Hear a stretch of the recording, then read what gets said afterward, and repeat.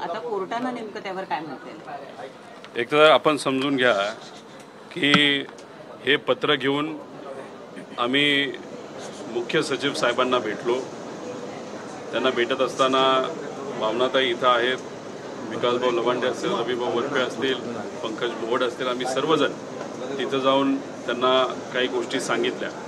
सगळ्यात महत्त्वाची गोष्ट म्हणजे तुम्हाला आपल्या सर्वांना माहिती आहे की सिडकोमध्ये जो 5,000 कोटीचा भ्रष्टाचार हा सिरसाटांनी केला, त्याबद्दल आम्ही पत्रकार परिषद घेतल्या, सिडकोच्या अधिकाऱ्यांना भेटलो, आंदोलनसुद्धा केलं। आणि सगळं करत असताना आम्ही मुख्यमंत्र्यांना पत्र दिलं, पुरावे त्यांना दिले, CS ला पत्र दिलं। आणि या सगळ्या गोष्टी करत असताना सुप्रीम कोर्टला सुद्धा काही सामाजिक कार्यकर्त्या संघटनांनी आम्ही सर्वांनी मिळून काही पत्र तिथे लिहिली होती। सगळ्यात चांगली गोष्ट अशी आहे की जेव्हा आम्ही सर्वसामान्य लोकांसाठी लढत असतो, आमच्या सगळ्यांची अपेक्षा असते की सरकारने त्याच्यावर प्रतिसाद दिला गेला पाहिजे। पण सरकार मीडियाच्या माध्यमातून राजकीय वक्तव्य करत फक्त काय बोलतं, पुरावे द्या। सर्व पुरावे आम्ही सोशल मीडिया आणि गुगल ड्राईव्हच्या मदतीने सरकारकडे पोहोचवले, पण त्याच्या बाबतीत अजून तरी काही झालेलं नाही।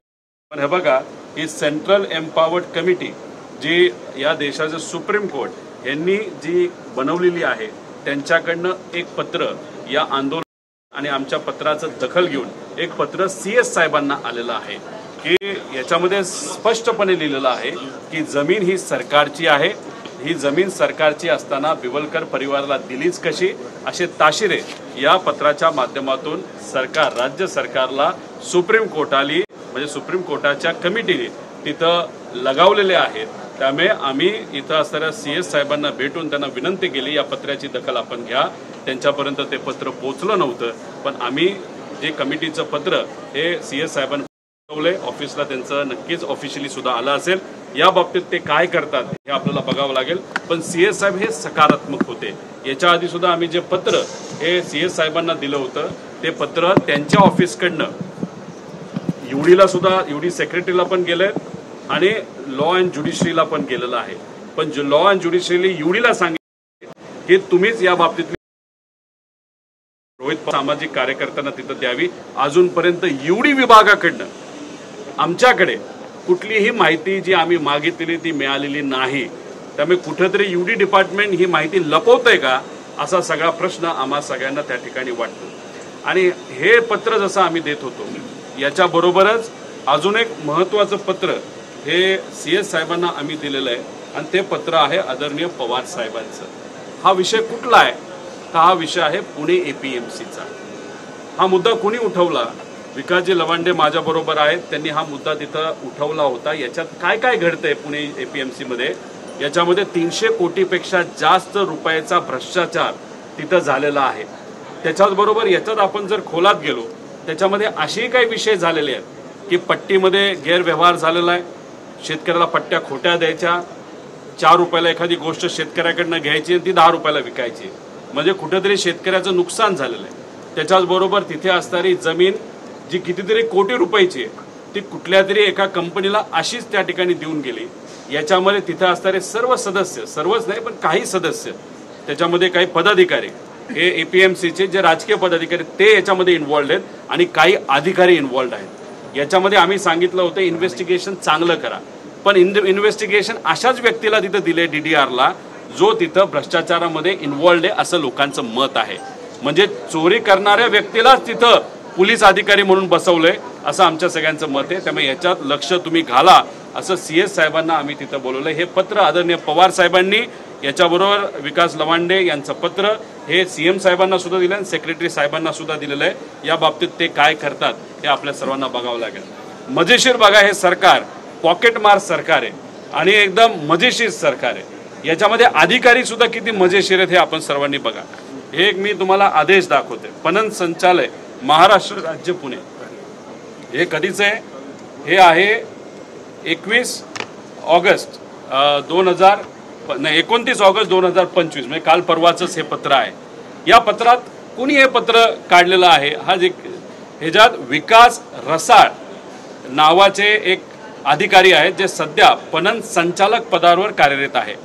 या पत्राच्या माध्यमातून त्यांनी काय केलंय तर या अधिकाऱ्याने स्वतःची नियुक्ती ही मुंबई APMC वर केलेली आहे।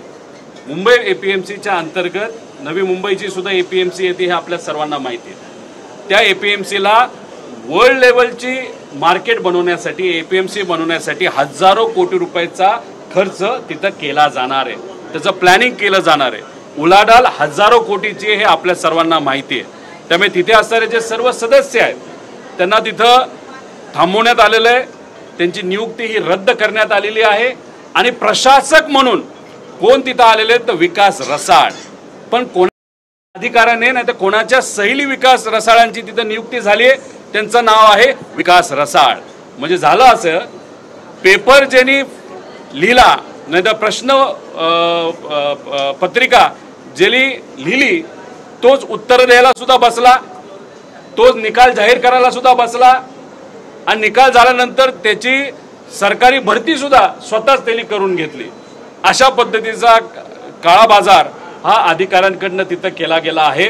त्यामुळे स्वतःच्याच सहीची नियुक्ती स्वतःच्याच अधिकाराने मुंबई APMCवर जर ते करत असतील याच्या मागे नक्कीच कुठं ना कुठं तरी भ्रष्टाचार करायचा हा हेतू असू शकतो, अशी कुठेतरी त्या ठिकाणी चर्चा आहे. त्यामुळे या बाबतीतली माहिती सुद्धा आम्ही CS साहेबांना दिलेली आहे. विकास रसाळांनी स्वतःचीच नियुक्ती तिथं का केली, कोणाने त्यांना सांगितलं, त्याच्यामध्ये इंटेंट काय होता, आणि एवढ्या हजारो कोटी रुपयाचा खर्च करून तिथं मुंबई APMCला इंटरनॅशनल लेवलची APMC करत असेल तर ही रस्सीखेच तिथं असलेला प्रशासक बनण्याची का, याच्या कुठेतरी आपल्या सर्वांना आता लक्ष घालावं लागेल असं आम्हाला तिथं कळतं. दादा, संजय राऊत असा प्रश्न उपस्थित करतायत की मराठ्यांचं जे आंदोलन मुंबईमध्ये झालं त्या आंदोलनाला रसद कोणी पुरवलं? नाही, मी आंदोलनावर आपण चर्चा करू, पण या बाबतीत कोणाला काही प्रश्न आहेत का? त्याच्यातला पहिल्या मुद्द्यावरचा प्रश्न असा आहे की सचिव साहेबांनी तुम्हाला नेमकं काय सांगितलं, त्यांच्या हातात काय करण्यासारखं आहे? कारण हे जे बिवलकरांना जमीन देण्यात आलेली आहे ही शासनाच्या आदेशानुसारच जमीन देण्यात आलेली आहे. ती मिसगाईड करून जरी देण्यात आलेली असली तरी निर्णय मात्र शासनाचाच आहे. एक आपण समजून घ्या की सिडकोने अनेक वेळा बिवलकरांना जमीन देऊ नये अशी भूमिका ही लिखित घेतलेली आहे. सिडकोचे आत्ताचे जे अधिकारी आहेत जे आम्हाला सांगतात, विधी व न्याय विभागाचा जो आदेश आहे त्याला गृहीत धरून आम्ही ही जमीन हस्तांतरित केली. पण सिडकोचं आमच्याकडे पत्र असं सुद्धा आहे की सिडकोच म्हणते विधी व न्याय जे म्हणते ते चुकीचं आहे आणि ते खोटं आहे. त्यामुळे ह्या सगळ्या गोष्टी असताना 5,000 कोटी रुपयाची जमीन जर सिडकोने एका व्यक्तीला दिली गेली असेल तर त्याच्या मागे नक्कीच भ्रष्टाचार मोठा आहे. त्यामुळे ज्या लोकांना अक्कलच नाही, नाहीतर पैसे खाण्या एवढीच अक्कल आहे, त्याच लोकांचे कुठे ते दाढ दुखत असावी असं मला वाटतंय. पण हा जो कुठला मलिदा या लोकांनी खाल्लेला आहे तो सुद्धा इलेक्शनच्या आधी खाल्लेला आहे. त्याच्यामध्ये इलेक्शनचा पैसा हा काढण्यात आलेला आहे, तो सुद्धा 5,000 कोटी रुपयाचा. या लोकांनी खाल्लेला मलिदा मात्र आम्ही तिथं पचून देणार नाही. त्यामुळे हे सुप्रीम कोर्टाने कॉन्स्टिट्यूट केलेली समिती आहे, सुप्रीम कोर्टाने, आणि सुप्रीम कोर्टात आता केस आहे. या कमिटीने जर CS साहेबांना पत्र लिहिलं असेल तर नक्कीच त्याची दखल हे CS साहेब घेतील. अधिकारी हे हुशार असतात, कुठं ते स्वतः अडकू नये याची भूमिका त्यांची नेहमी असते. त्यामुळे या सगळ्या गोष्टीकडे आपण बघता तर याच्यामध्ये फक्त आणि फक्त राजकीय दबावापोटी आणि चेअरमन जेव्हा सिरसाट तिथं होते त्यांनीच त्यांचा अधिकार वापरून ह्या सगळ्या गोष्टीला ओव्हररूल करून ही 5,000 कोटीची गरिबाची जमीन ही एका मोठ्या व्यक्तीला त्या ठिकाणी हस्तांतरित केली असं आमच्या सगळ्यांचं मत आहे. राजेश कुमारांनी तुम्हाला काय आश्वासित केलंय? तुम्ही तक्रार घेऊन गेलात का? एक तर याच्या आधी जे आम्ही पत्र दिलेलं होतं ते त्यांनी UDला लिहिलेलं आहे. अर्बन डेव्हलपमेंट डिपार्टमेंटला एकनाथ शिंदे साहेबांचं ते डिपार्टमेंट आहे त्यांना त्यांनी पत्र लिहिलेलं आहे. त्याच्याचबरोबर लॉ अँड ज्युडिशरी जे लॉचं डिपार्टमेंट असतं या राज्याचं जे CM साहेबांच्या अंतर्गत आहे त्यांना सुद्धा पत्र लिहिलं आहे. ते लॉ डिपार्टमेंटने लगेच पत्र हे UDला लिहिलेलं आहे. तुमच्याकडे सगळी माहिती आहे, तुम्ही ती माहिती द्या. पण UD विभागाने गेल्या 10-15 दिवसामध्ये आम्हाला कुठलीही माहिती दिली नाही. त्यामुळे CS साहेबांना आम्ही सांगितले ती माहिती आम्हाला पाहिजे. आमच्याकडे माहिती आहे, आम्ही वेगळ्या पद्धतीने ती माहिती घेतली आहे, पण आम्हाला ऑफिशियली ती माहिती सरकारकडनं का दिली जात नाही? आम्हाला तुम्ही पुरावे मागता, आम्ही ते पुरावे देतो, पण सरकार मात्र आम्ही जेव्हा पुरावे तुम्हाला काही गोष्टीचे कागदपत्र मागतो ते जर देत नसतील तर कुठं ना कुठे ते काळबेरं आहे. आणि UD डिपार्टमेंट ही सगळी माहिती दाबतंय, लपवतंय, हे असं आमचं ठाम म्हणणं आहे. रोहितजी, आणखी एक खरं तर प्रश्न आहे. रायगड मतदारसंघ आणि त्या जिल्ह्यामध्ये धर्माच्या आधारावरती टाउनशिप ही उभी केली जात आहे. राष्ट्रीय मानवाधिकार आयोगाने देखील त्याची दखल घेतलेली आहे. या नावाने प्रमाणे ते उभं राहते. त्या ठिकाणी जर आपण पाहिलं तर धार्मिक आधारावर विभाजन करून भेदभाव निर्माण करण्याचा हा प्रयत्न. हे बघा, आपला देश संविधानाने चालतो. या देशामध्ये सर्व जाती धर्माची लोक राहतात. तसंच राज्यात राहतात, शहरात राहतात, जिल्ह्यात राहतात, तालुक्यात राहतात, गावात राहतात. त्यामुळे अशा पद्धतीने जर कुणी कुठल्याही समाजाचा एखादा मुद्दा घेऊन, धर्माचा मुद्दा घेऊन एखादी टाउनशिप जर प्रमोट करत असेल ते संविधानाच्या विरोधात आहेत. त्यामुळे सरकारने या बाबतीत कुठे ना कुठे निर्णय घ्यावा, कारवाई तिथं करावी. आम्ही कोणाचंही समर्थन करत नाही. जो संविधानाच्या विरोधात आणि जो जाती धर्माचा वापर हा पैसा कमवण्यासाठी करत असेल तर त्या सर्व लोकांच्या विचाराच्या विरोधात आम्ही सर्वजण आहोत. संजय राऊतांनी असं म्हटलेलं आहे की आंदोलनाला रसद कुणी पुरवली, त्यांचा रोख कुठेतरी एकनाथ शिंदेकडे आहे आणि तुमच्याकडे आहे.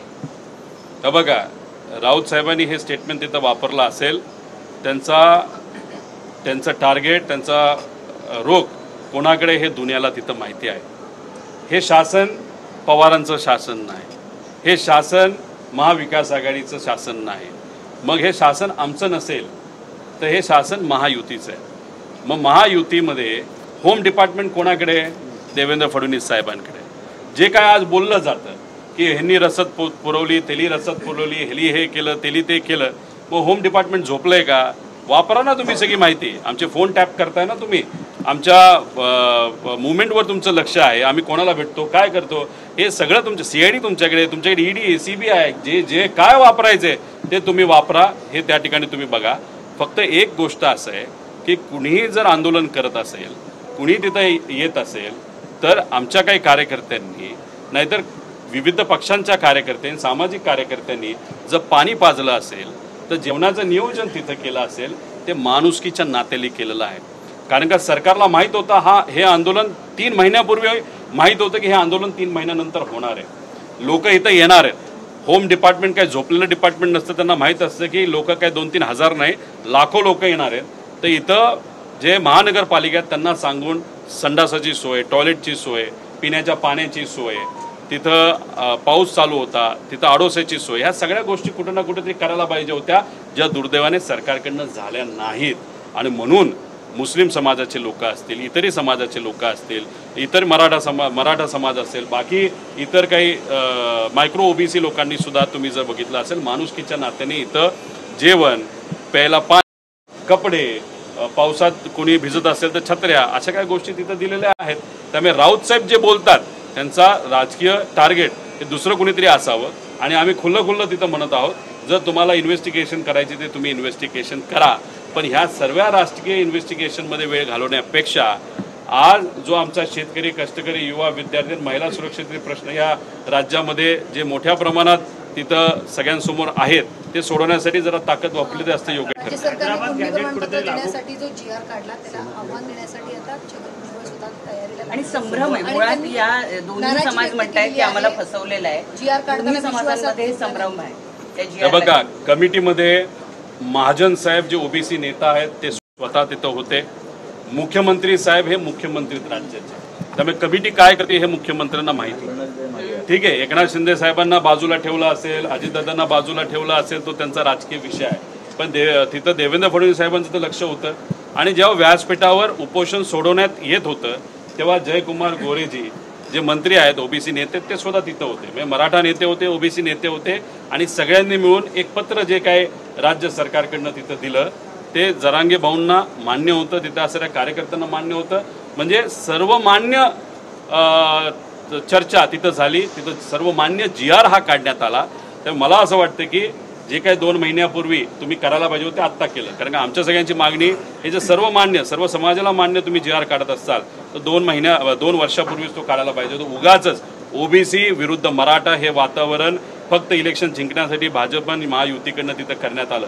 आता ही अशी परिस्थिती असताना भुजबळ साहेब हे सरकारमध्ये आहे. आता तिथं जयकुमार गोरे आणि महाजन साहेब हे तिथं होते चर्चेत, देवेंद्र फडणवीस साहेब तिथं चर्चेत होते. आता मग हे तुम्ही सरकारमध्ये मंत्री असताना तुम्ही का चर्चा करत नाही? का आधी तिथं बोललं जात नाही? 3 महिने हे आंदोलन होणार हे तुम्हाला माहीत होतं. मग 3 महिने तुम्ही सगळेजण काही झोपला होता का? या बाबतीत तुम्ही सिरियस नव्हता का? मग ह्याच्या आधी तुम्ही काय करत होता? का तुम्हाला पाहिजेच होतं की जेव्हा लोकल बॉडी इलेक्शन, स्थानिक स्वराज्य संस्था आहेत त्या इलेक्शनच्या आधी जसं तुम्ही विधानसभेला ओबीसी वर मराठा फार भाषण करून तिथं वातावरण केलं, हीच परिस्थिती तुम्हाला लोकल बॉडी इलेक्शन फक्त इलेक्शनसाठीच तुम्हाला हे करायचं असेल तर हा वाद अजून सत्य लोकांकडनं पेटवला जाईल असं आम्हाला वाटतं. हे दुर्दैव आहे. अशा पद्धतीने काही गोष्टी न करता कुठेतरी आता समाज जसं केले हा निर्णय निघाला असेल, सगळ्यांनी स्वीकारला असेल. उद्या जाऊन अडचणी येऊ शकतात असं तज्ज्ञांचं मत आहे, ते आपण नंतर बघू. पण आज मुद्द्यावर बोलण्याची जरूरत आहे. शेतकरी, कष्टकरी, युवा, विद्यार्थी, महिला सुरक्षेचे जे प्रश्न आहेत ते आज महत्त्वाचे आहेत असं आमच्या सगळ्यांचं मत आहे. दोन्ही ज्या उपसमित्या आहेत, मग ती ओबीसीची असो किंवा मग ती मराठा, त्या दोन्हीमध्ये भाजपच्या सदस्यांचं वर्चस्व दिसून येतं. आता बघा ना, कालची जी समिती पुढे आली त्याच्यामध्ये सुद्धा भाजपचे नेते मोठ्या प्रमाणात होते. त्यात मराठा समाजाचे होते, ओबीसी समाजाचे, मुख्यमंत्री स्वतः होते. आता यातून त्यांना काय करायचं होते मला माहीत नाही. म्हणजे हा निकाल जो काल दिला तो सर्व मान्य होता. जर ओबीसी नेत्यांना मान्य आहे, मराठा समाजाला मान्य आहे, सामाजिक कार्यकर्त्याला मान्य आहे, तर आमचं म्हणणं असं आहे की 2 वर्षापूर्वी तुम्ही झोपला होता का? हाच निकाल त्यावेळेस तुम्ही का नाही दिला? मग इथं कुठंतरी तुम्ही राजकीय दृष्टिकोनातून तुम्ही 3 मित्र पक्ष आहात, एकमेकाचा जिरवण्याचा, राजकीय दृष्टिकोनात जिरवण्याचं काम तुम्ही इथं करत आहात का? त्यामुळे हे जे काय चाललंय ना, की या सरकारमध्ये जे 3 पार्ट्या आहेत ते कुठेही एका पेजवर नाही आहेत, एका विचाराने काम करत नाहीत. फक्त एकमेकाचे कपडे काढणं आणि तिथं राजकीय पद्धतीने कुठेतरी खेळी खेळणं याच्यातच हे सगळे गुंतलेले आहेत. यांना न मराठ्याचं पडलंय, न ओबीसीचं पडलंय, न अल्पसंख्याकचं पडलंय, न SC ST कुठल्याही समाजाचं, न शेतकरी कष्टकरी, न कुणाचंही पडलेलं नाही. ह्यांना काय पडलंय तर ह्यांना फक्त येणारं इलेक्शन, मुंबई महानगरपालिका, त्याच्याचबरोबर स्थानिक स्वराज्य संस्था ह्या जिंकायच्यात एवढं त्यांना पडलेलं. म्हणून हे वाद कुठेतरी आज वाढवत चाललेले आहेत. मुंबईमध्ये लोक येणार हे माहीत होतं, तरी मुंबईकरांना अडचण व्हावी या दृष्टिकोनातून सुद्धा सरकारकडनं काय ना काहीतरी पावलं ही उचलली गेली होती. हे जे आंदोलन आहे ते बदनाम व्हावं यासाठी काही पावलं उचलली गेली होती. आणि हा जो निकाल आला तो 3 महिन्यापूर्वी आला असता, आंदोलन होण्यापूर्वी आला असता, तर आम्ही म्हणलो असतो सरकार नक्कीच माणुसकीच्या नात्याने इथं काम करते. पण चाणक्य नीती दाखवण्याच्या नादात महाराष्ट्राचं मात्र आणि समाजाचं मात्र इथं मोठ्या प्रमाणात नुकसान झालंय असं आपल्याला म्हणावं लागेल. शिवसेनेचे जे नेते आहेत दिलीप देवरे यांनी मुख्यमंत्र्यांना पत्र लिहिलं आणि असं म्हटलं की अलीकडच्या काळात मुंबईमध्ये जे आंदोलन झालं त्यामुळे मुंबई ही ठप्प झालेली होती. आता SOPने हे सुनिश्चित केलं पाहिजे की महाराष्ट्राच्या राजकीय आणि आर्थिक तांत्रिक केंद्र जे आहे ते लकवाग्रस्त होणार नाही, हे आम्हाला आश्वासित केलं पाहिजे. ते मोठ्या घराण्यातून येतात, त्यांना या राज्यामध्ये काय चाललंय कदाचित माहिती नसावं. त्याच्याचबरोबर त्यांनी एकनाथ शिंदे साहेबांना पत्र लिहिण्यापेक्षा देवेंद्र फडणवीस साहेबांना लिहायला पाहिजे होतं. त्याचं मुख्य कारण फडणवीसांना लिहिलं असेल तर योग्य केलं, कारण ते स्वतः होम मिनिस्टर आहे. त्यामुळे मिलिंद देवरा जे पत्र लिहित आहेत त्याच्यावरनं कुठंतरी होम डिपार्टमेंट हे कमी पडलं हे अप्रत्यक्षपणे एकनाथ शिंदे साहेब दाखवण्याचा प्रयत्न करत आहेत. याच्यातून कुठंतरी हे जे काय पत्र लिहिलं गेलं ते CM आणि होम मिनिस्टर म्हणजे जे देवेंद्र फडणवीस त्यांना लिहिलं गेलं. म्हणजे होम डिपार्टमेंट झोपलं होतं का? होम डिपार्टमेंटला काही माहिती नव्हतं किती लोक येणार आहेत, आणि ही माहिती त्यांनी त्यांच्याकडे असली तरी ती लपवली आणि महानगरपालिकेला नाही सांगितली. त्यामुळे एकनाथ शिंदे साहेब देवरांच्या माध्यमातून होम डिपार्टमेंटचे राजकीय दृष्टिकोनातून कपडे काढतात असं आमच्या सगळ्यांचं मत आहे. सर ते लेटर टाकलंय सोशल मीडियावर. त्यानंतर हे विकास रसाळांचा कारनामा हे सुद्धा आता मी सोशल मीडियावर टाकणार आहे. यांची सुद्धा नियुक्ती थांबवण्यात यावी. आणि अशा पद्धतीने जर एक व्यक्ती जो स्वतः पेपर लिहितो, म्हणजे प्रश्न शीट लिहितो, तोच उत्तर लिहून त्याची स्वतःची नियुक्त करत असेल तर हे योग्य नाही. हे याच्यातून आहे. त्याच्याचबरोबर पवार साहेबांचं जे पत्र आहे याच्यामध्ये सुद्धा रसाळ इन्व्हॉल्ड आहे, हे ह्याच्यामध्ये सुद्धा इन्व्हॉल्ड आहे. हे पुणे APMC मध्ये स्वतः लक्ष घालतात आणि पुणे APMC मध्ये सुद्धा खूप मोठ्या प्रमाणात भ्रष्टाचार आहे. असे 3 पत्र आम्ही CS साहेबांना आज लोकांना